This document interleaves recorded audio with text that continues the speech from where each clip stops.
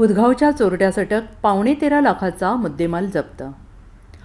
सांगली विजयनगर होळकर चौक Mira housing सोसायटीमधील बंद flat फोडणाऱ्या Swapnil Mohan तरसे याला स्थानिक गुन्हे अन्वेषण विभागाच्या पथकाने जेरबंद केले आहे। त्याच्याकडील 3 गुन्ह्यातील 12,72,140 रुपयांचा मुद्देमाल पोलिसांनी हस्तगत केला आहे। पोलिसांनी दिलेली माहिती अशी की स्थानिक गुन्हे अन्वेषणचे एक पथक घरफोडीचे गुन्हे उघडकीस आणण्यासाठी कार्यरत होते, तेव्हा रेकॉर्डवरील गुन्हेगार सोन्या चांदीचे चोरीचे दागिने विक्री करण्यासाठी उद्योग भवनजवळील मोकळ्या जागेत येणार असल्याची माहिती मिळाली।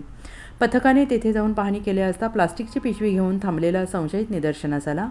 त्याच्याकडे चौकशी करण्याचा प्रयत्न केला, मात्र त्याने पलायनाचा प्रयत्न केला। पोलिसांनी त्यास संधी न देता पकडून तपासणी केली।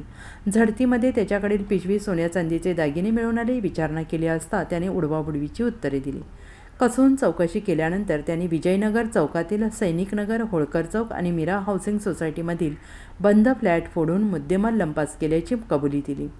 त्याच्याकडील 13.25 लाखाचे दागिने घरफोडीतील असल्याचेही त्याने कबूल केले। स्वप्नील तरसे हा सराईत गुन्हेगार असून त्याच्यावर घरफोडी, चोरी आदी गुन्हे दाखल असल्याची माहिती पोलिसांनी दिली। त्याला विश्रामबाग पोलिसांच्या ताब्यात दिले। पोलीस निरीक्षक सतीश शिंदे, उपनिरीक्षक पंकज पवार आणि कुमार पाटील यांच्यासह कर्मचारी बिरोबा नरळे, सागर लवटे, संदीप गुरव, नागेश खरात, दरिबा बंडगर, मच्छिंद्र बरडे, अमर नरळे, सागर टिंगरे, उदयसिंह माळी, अनिल कोळेकर, संदीप नलावडे यांच्या पथकाने कारवाई केली। Bureau report, SBN Marathi, Sangli.